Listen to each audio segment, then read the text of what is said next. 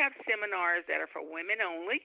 And when I was doing that, I thought that was the perfect thing. But then the women would say, wow, would you have something for our husbands or our lovers? Because there is no way that I can go back and explain this the way you just explained it. So will you do it?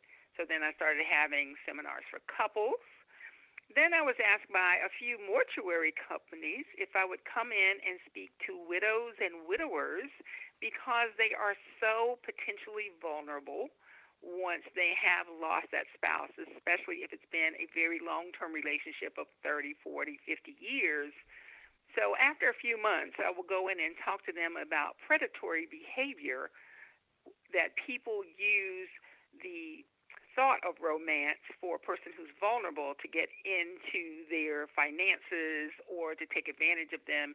There are so many people who end up losing their homes and end up addicted to drugs because they're trying to keep up with the person who is suggesting that they care for them, but who really does not.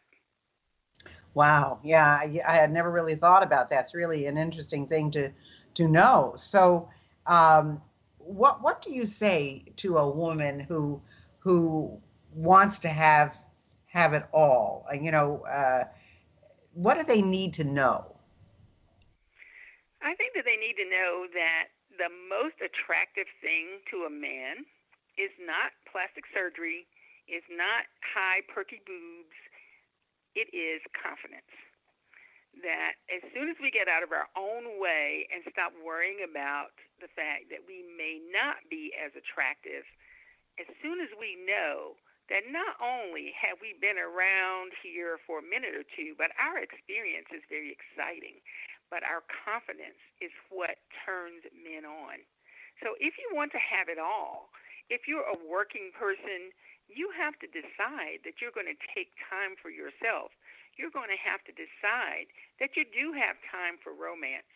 Even if you've been burned in the past, if you had a bad divorce or if you've had a series of failed relationships, now is the time to sit down and think about what it is you actually want. That you don't have to please anyone, that you are financially straight now. You're not looking for someone to take care of you. You're looking for someone who completes you, someone who respects the fact that you work hard every day, that you also may have children or grandchildren, that you also may be caring for someone else, and takes you as the full package. That's something I find that women are not very good at doing. They are better at trying to please everyone, whether it's in the workplace, whether it's at home, whether it's in the church, wherever it is. Women, at some point in time, and hopefully by the time they hit the half-century mark, need to recognize that they have the right and responsibility to live, laugh, and love. And work should be in there as a part of it, but not as the principal. This is what women need to know in order to have it all. Boy, that sounds fantastic. That's really true. I mean, I kind of felt like that at 25, but it's interesting that women are putting the wrong dot on the wrong eye. That Yes, yes. it's always about the outside and it's not so much about the inside, which is where it really needs to be. I want to ask you.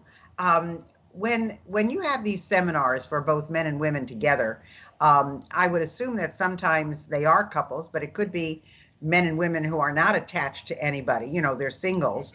Mm-hmm. Is there any embarrassment or any trepidation or any fear when they are in a program together to ask you questions?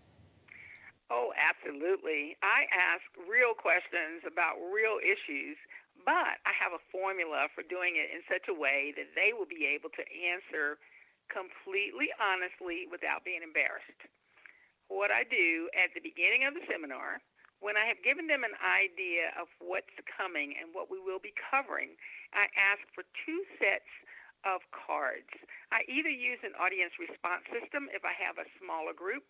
Before a really large group, I might use 3x5 index cards. And I simply tell them to ask me the question that is most important to them, and it will be read by me, completely anonymously out of a big box of cards, and no one will know that it's their question. Also, if I'm doing a couple seminar, I typically do that in a more intimate setting. I won't have more than 50 people. So what I do then is use an audience response system where they can respond to a question. For instance, if the question is, are you satisfied with lovemaking? Now, no one is going to say no sitting next to their partner, or if they do, well, I need to talk to them about communication in general. That's true. But if they want to say no, they can simply press a button. It's numbers 1 through 10. They can press yes for 1 and 2 for no, and maybe 3 or 4 for maybe, or 50% of the time. I have all of those things set up. So then what happens is a graph shows up to show them that 80% of you are satisfied. So let's work with the 20%. Or I'll say, oh, my goodness, only 5% of you are satisfied. Let's start at the beginning. So that way, no one is being outed.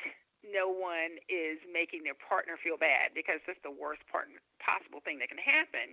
But this way, you get all the questions asked about any number of things. I've even asked, have you ever had a sexual encounter unprotected while you were in a so-called monogamous relationship?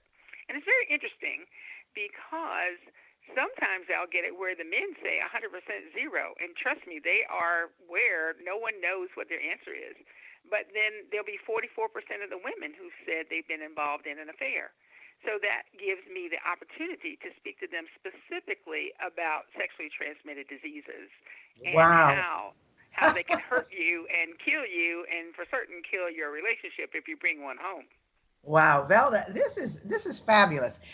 How can our listeners follow you? I mean, do you give private sessions, public only? How can our listeners, because this is all about living regret-free. We're talking about living a better life, and you're certainly a part of that. So how can people get in touch with you? There are a few ways to get in touch with me. I suggest, if you're interested in knowing what it is that I do every day, because I do have a Facebook page which now has actually 283,000 followers, then go to facebook.com/sexisnotforsissies. That's SISSIES, Sex is Not for Sissies, or my website has the same name. You can email me at valdaford.com. That's VALDA@valdaford.com, and I will answer you. I can set up a private session. I can do a Zoom meeting with you, or you can get on my list to know about when my seminars are coming to you, or even better, you can invite me to your town or your association, and I can put on a ladies' night only. I think this is fabulous, Velda. I can tell, not only do you love what you do, but you are so good at it. And you talk Thank about you. it in a non-nonsense way.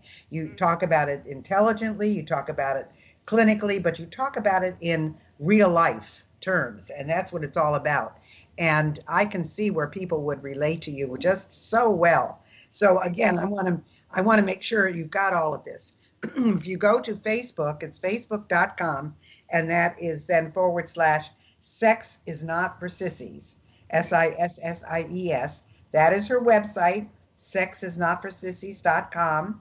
You can certainly reach her at Valda at Valda. Well, is it iCloud or is it? Either one. So you can do Valda at valdaford.com. Okay, Valda, and that's VALDA, Valda at valdaford.com. I think Valda is a gem. I think she's a great resource for any of you out there who have tons of questions. Valda, this has been so wonderful. I loved having you with us today. And thanks for all the information you've given us. I'm sure our listeners are really going to benefit from it. Thank you so much. Oh, thank you. It was a pleasure. And for those who go on my Facebook page, there is a private message button there if they want to speak with me privately. Fantastic. Thanks so much. Thank you so much, Gail. I really appreciate it.